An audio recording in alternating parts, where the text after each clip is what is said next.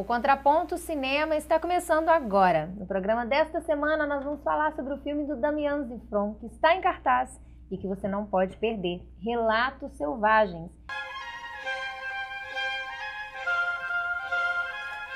¿Trabajo o placer? Las dos cosas, espero. Dale, salame, móvete. ¿Qué te pasa, hermano? Buenas noches, ¿uno solo? Veo que sos buena para las matemáticas. El acta de infracción dice que el auto estaba mal estacionado y eso se considera prueba suficiente. Papá. ¿Qué pasó? ¿Cómo se llama esa chica de pelo largo? ¿Cuál? Tu compañera de trabajo.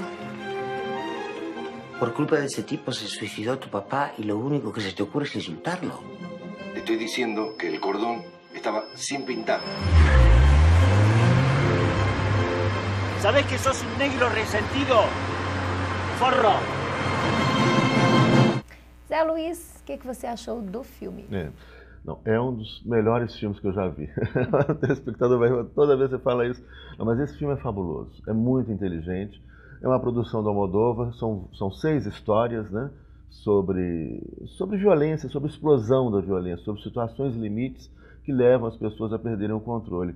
E começa a primeira história, e obviamente a gente tem que tomar muito cuidado, porque ao comentar essa história a gente pode revelar algo que vai atrapalhar o telespectador, né, desfrutar desse filme fabuloso. Mas a primeira história é a cara do Almodóvar, né? Embora a direção não seja do Almodóvar, mas a produção é do Pedro Almodóvar e do irmão dele, é muito interessante, né? Aquela coisa assim de como retratar os absurdos da vida, né? A violência, mas de forma inteligente e muito bem humorada. Eu assisti o filme 2 vezes, né, para ter noção do tanto que eu achei o filme bom. E na primeira vez eu levei minha filha e perguntei para ela na hora que eu saí do cinema, o que você achou do filme? Ela disse, perturbador. Eu achei essa palavra sensacional, exatamente. É um filme perturbador, né? E quando eu fui a segunda vez, eu levei o meu filho e perguntei para ele, na verdade, ele queria saber, mas essa é uma história, chama Relatos Selvagens, é o que? É um documentário? Não, não é um documentário, são 6 filmes, né? São 6 pequenas histórias que, embora sejam independentes, dialogam entre si porque tratam desse limite humano, da racionalidade, de um comportamento dito civilizado, dentro de uma lógica racional, para um comportamento que se aproxima mais do instinto animal, né? E como que é essa situação limite, né? De onde que a gente sai, né, de uma situação de controle e o que vai desatar isso, né? Quer dizer, qual que é o fato, o evento que de repente leva a gente a cometer um monte de absurdos e você perde o controle da situação, né? Tem uma situação no filme, uma das histórias, não vamos contar nada que vai atrapalhar o filme, mas que tem uma história muito interessante, que até já apareceu a imagem aqui no trailer do filme, que aparece um cara tentando ultrapassar numa estrada deserta, né? Parece ali nos Andes, e ele tenta ultrapassar, o cara da frente não deixa ele ultrapassar, ele passa depois, quando tem a oportunidade, e faz um sinal agressivo para o outro, né? A gente vê essas situações diariamente no trânsito, né? E eu já presenciei situações, e mesmo há muitos anos atrás, eu era muito chato no trânsito. Se buzinava para mim, eu diminuía a velocidade, e você tem situações que às vezes levam a esse tipo de violência. Você perde o controle por uma bobagem, né? Xingar o outro, né, no trânsito, tá aí essa imagem aí, ó. Ele está tentando ultrapassar, e aí ele passa, faz um sinal para o cara, e aí então, uma bobagem no trânsito, uma briga no trânsito, o outro vai revidar, aí você fica com raiva, aumenta o grau de violência, e aí você já perdeu o controle da situação, né? E eu acho que tem uma reflexão muito interessante que o filme traz recorrentemente, é sobre justamente essa passagem, né, para a violência, para essa perda do controle. Né? E aí lembrando um pouco, né, o Lacan e a psicanálise, quando desaparece o diálogo, né, vem a violência e não tem mais nada possível. Eu acho interessante porque, como se tratam de 6 histórias diferentes, né, a gente pode até pensar assim que são histórias muito distantes da realidade, que são caricatas. Olha, embora elas sejam caricatas, com exceção da primeira, que eu acho a mais surreal, todas as outras são muito passíveis de acontecer, efetivamente. Ou seja, Às vezes a gente, claro que a gente o tempo inteiro convive com episódios da realidade que a gente pensa assim, nossa, isso nem num filme a gente acreditaria, né? E essas histórias, elas vão mostrar exatamente como, a partir de um determinado momento, não tem mais a história deixa de ser regida por uma lógica, né? E aí que é essa história que você está falando, ali, da perda do controle, né? Que aí você já não tem mais uma linearidade na narrativa. A perda do controle da narrativa, porque ela até extrapola o aspecto da linguagem, quando você parte para a violência, né?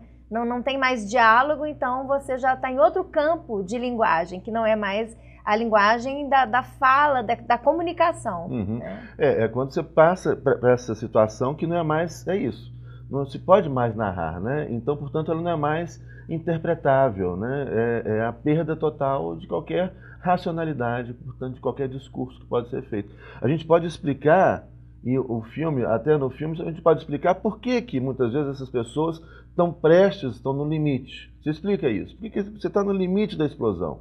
Né? E hoje, talvez nas grandes metrópoles, a gente vive nesse limite. Está todo mundo nesse limite da explosão.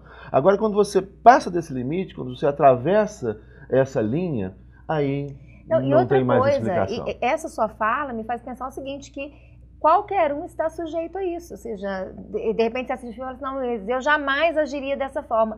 Mas o filme é interessante porque ele mostra pessoas que são pessoas, aparentemente, dentro do contexto do filme, pessoas muito tranquilas, que estão levando uma vida normal dentro dessa normalidade do nosso cotidiano metropolitano, cosmopolita, né? Às vezes até numa cidade pequena, mas dentro de uma modernidade que é sufocante, que é opressora. Então ele mostra como assim, como nós todos vivemos dentro desse contexto, nós todos estamos sujeitos a esse pequeno detalhe que muda o resto da vida. E tem um dos episódios também, são 6 episódios, eu acho que tem uma coisa interessante, né, que são situações, obviamente excluindo a primeira, né, a primeira história que é mais fantástica, né? As outras são situações que todos nós podemos nos envolver, né? Todos nós podemos chegar a essa situação limite, né? Eu acho que todo ser humano é capaz de qualquer coisa em determinadas circunstâncias, em determinados contextos, né?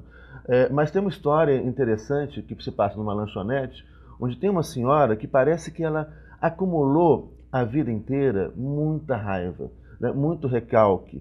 E isso sim estava prestes a explodir, mas uma explosão de raiva, de ódio, completamente descontrolada, né?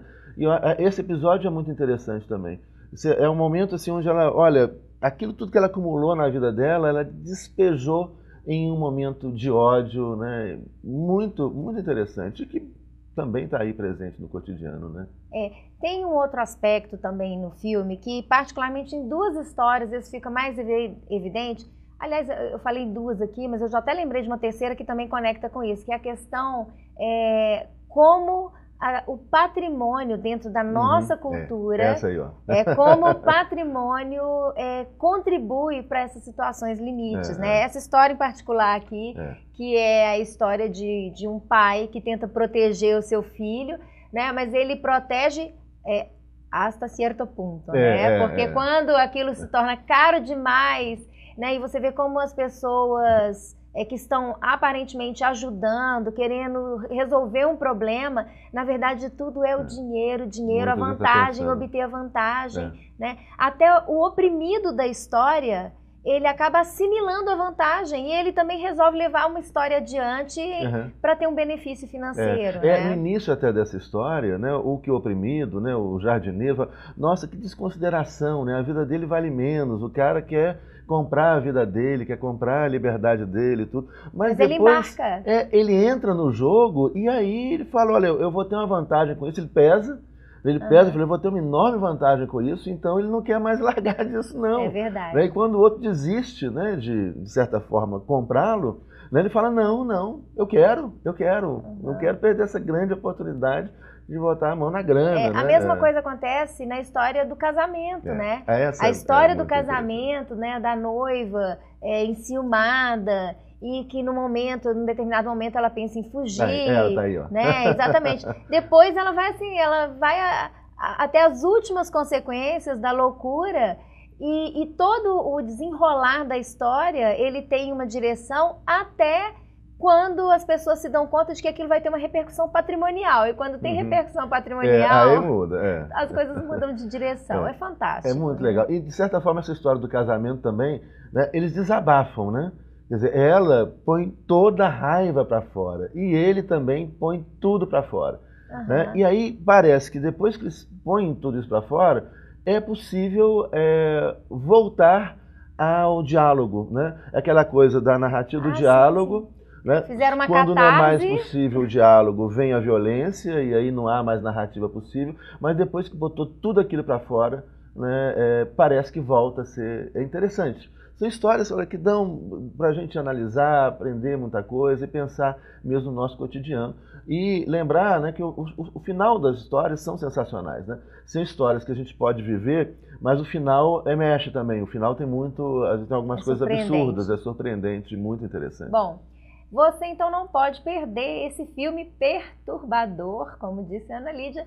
E vá ao cinema, aproveite assim, essa oportunidade de ver esse filme produzido pela Almodóvar, e é um filme argentino que está aí concorrendo ao Oscar de 2015, né, fazendo concorrência com o filme brasileiro que foi indicado, que é Hoje Eu Quero Voltar Sozinho. Então, Relatos Selvagens, imperdível, continua com a programação da TV comunitária. Semana que vem a gente está de volta com mais uma dica de cinema para você.